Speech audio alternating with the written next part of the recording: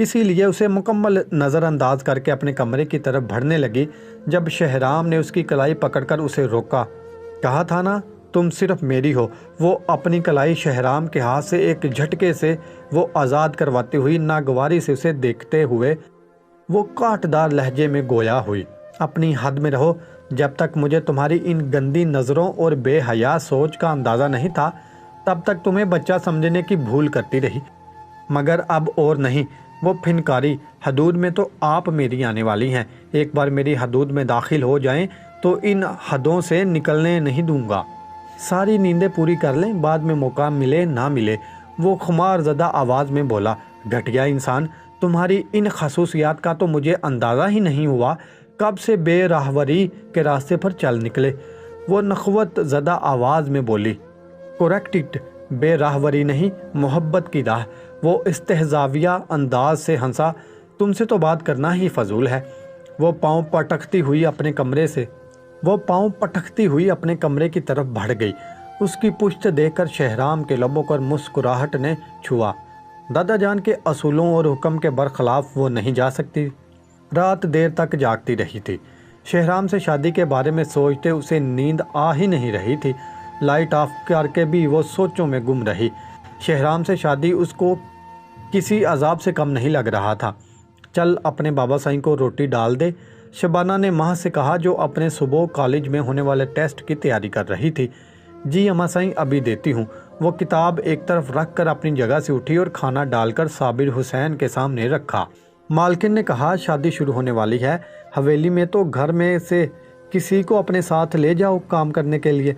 ہاں تو لے جانا، سہانہ یا شہانہ میں سے کسی کو۔ صابر حسین نے منہ میں لقمہ ڈالے ہوا لقمہ ختم کیے کہا، اماں میں نہیں جاؤں گی، ابھی کل ہی ملتانی مٹی لگا کر اپنا منہ اور ہاتھ صاف کیے ہیں، وہاں برتن دھو کر میرے ہاتھ کالے ہو جائیں گے۔ سہانہ نے منہ بناتے ہوئے کہا، اماں میں بھی نہیں جاؤں گی کام کرنے، مجھ سے نہیں ہوتا کوئی بھی کام، اسے لے کر جائے، جس کے ہاتھ منہ پہلے ہی کالے ہیں، تھوڑے اور ہو جائیں گے تو اسے کیا فرق پڑے گا۔ وہ حقارت زدہ نظروں سے ماہ کو دیکھتے ہوئے بولی۔ اس کی بات سن کر ماہ کی آنکھیں پانیوں سے بھر گئی، جسے وہ چہرہ جھکا کر چھپا گئی۔ بس کرو، تم سب کتنی بار کہا ہے کہ ماہ کے بارے میں الٹا سیدھا نہ بولا کرو، دوبارہ کچھ بھی سنا تو زبان کاٹ دوں گی۔ صابر حسین نے انہیں جھڑکا۔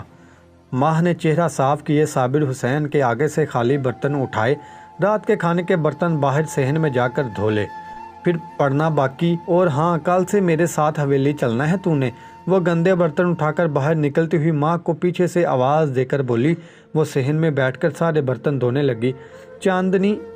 چاند اپنی خوبصورت روشنی چاروں طرف بکھیر رہا تھا۔ وہ کچھ دیر بعد برتن سمیٹ کر اندر رکھ آئی اور اپنی کتاب اٹھا کر باہر آ گئی۔ اس چاند کی چاندنی میں بھی کتاب پر تحریر الفاظ دکھائی دے رہے تھے۔ وہ چارپائی پر بیٹھ گئی۔ ان کی مٹی سے بنے ہوئے صحن میں ایک بڑا سا پرانا بوڑ کا درخت تھا، جس کی شاخیں ادھر ادھر لٹکی ہوئی تھیں، اور اس درخت پر صابر حسین نے اپنی بیٹیوں کے لیے ایک جھولا ڈال رکھا تھا۔ ماں منہمک انداز میں پڑھ رہی تھی کہ اچانک ایک تیز ہوا کا جھونکا اس کا دھیان بھٹکا گیا۔ اس نے کتاب پر جھکا ہوا سر اٹھا کر سامنے دیکھا۔ درخت پر لگا ہوا جھولا ہل ہل کر اسے اپنی طرف متوجہ کر رہا تھا۔ وہ کسی ٹرانس کی صورت اپنی جگہ سے اٹھ کر اس جھولے کی طرف بڑھ گئی اور جا کر اس جھولے پر بیٹھی۔ جھولے کی دونوں رسیوں کو اپنے ہاتھوں میں مٹھی میں بھرے ہوئے تھی۔ چاندنی رات تھی، لیکن ہلکے ہلکے بادلوں نے اس کی روشنی کو پر اسرار بنا دیا تھا۔ مدھم روشنی میں پرسکوت بہڑ کے درخت کا عکس دکھائی دے رہا تھا۔ مٹی کی خوشبو ہر سو بکھری پڑی تھی۔ وہ کھلے آسمان تلے بیٹھے یک ٹک اس درخت کے عکس کو دیکھنے لگی، اور پھر سر اٹھا کر اس چمکتے ہوئے چاند کو نظر بھر کے دیکھا۔ اس کے دیکھتے ہی دیکھتے بادل چاند کے گرد پہرا چھوڑ کر دور ہونے لگے تھے۔ چاند کی دودھیا روشنی ہر جگہ پھیلنے لگی۔ نہ جانے کتنی ہی دیر وہ کھوئے ہوئے چاند کو دیکھتی رہی کہ ایک دم اس کا جھولا خود بخود جھولنے لگا۔ وہ اس منظر میں اتنی کھوئی ہوئی تھی کہ اسے جھولا جھولنے کی خبر تک نہ ہوئی۔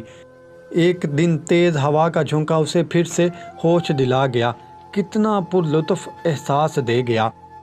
اس حبس زدہ گرمی کے موسم میں ایسی ٹھنڈی ہوا کا جھونکا ہولے ہولے اس کا جھولا اور تیز ہو گیا۔ وہ آنکھیں بند کیے اس سرور میں ڈوب چکی تھی۔ اب اس کے پاؤں تیز جھولے کے باعث درخت کی اونچی ٹہنیوں کو چھونے لگے تھے۔ جھولے کی اتنی تیزی پر اس نے جھٹ اپنی آنکھیں کھولی اور اسے احساس ہوا کہ اس نے تو ایک بار پھر پاؤں جھلا کر خود جھولا لینے کی کوشش نہیں کی تو پھر کس نے اسے جھولا جھلایا۔ اس نے فوراً پیچھے مڑ کر دیکھا مگر وہاں کوئی بھی نہیں تھا۔ جھولے کی رفتار آہستہ ہو گئی اور وہ زمین پر پاؤں رکھ کر جھولے سے نیچے اتر گئی۔ وہ اسی درخت سے ٹیک لگائے کھڑی تھی۔ اسے اپنے کان کے پاس کسی کی گرم سانسیں محسوس ہوئیں تو اس نے ادھر ادھر دیکھا مگر کوئی بھی دکھائی نہ دیا۔ وہ اسے اپنا وہم سمجھتے ہوئے سر جھٹک چارپائی پر واپس آئی اور وہیں لیٹ گئی۔ کتاب اپنے سینے پر رکھ کر وہ بادلوں کے ساتھ آنکھ مچولی کھیلتے ہوئے چاند کو تکتے تکتے جانے کب نیند کی وادیوں میں اتر گئی۔ اسے خود بھی خبر نہیں ہوئی۔ مجھے چھوڑ دو، نہیں مجھے جانے دو، مجھے مت مارو، مجھے درد میں مر جاؤں گی۔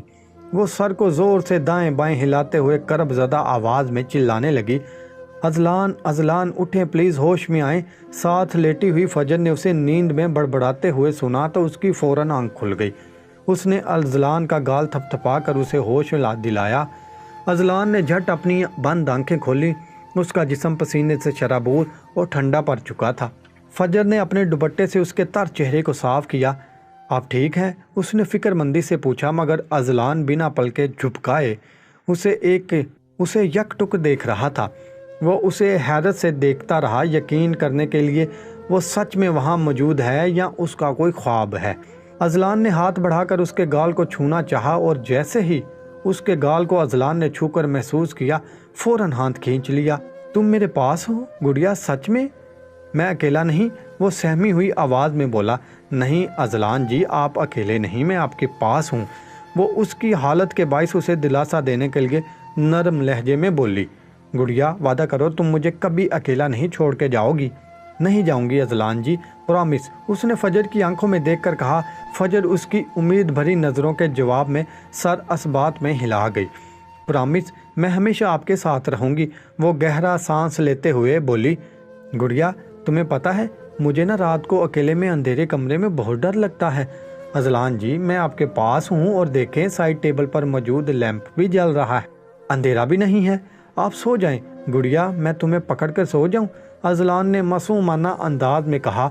فجر اس کی سب باتوں کی مثبت جواب دے رہی تھی مگر اس بات پر چپ کی چپ رہ گئی۔ تم ناراض ہو مجھ سے؟ اذلان نے فجر کو خاموش دیکھ کر سوال کیا۔ وہ کیوں؟ فجر نے پوچھا۔ میں نے تمہارے منہ پر دہی لگایا تھا نا، شاید اسی لیے۔ نہیں اذلان جی میں ناراض نہیں ہوں۔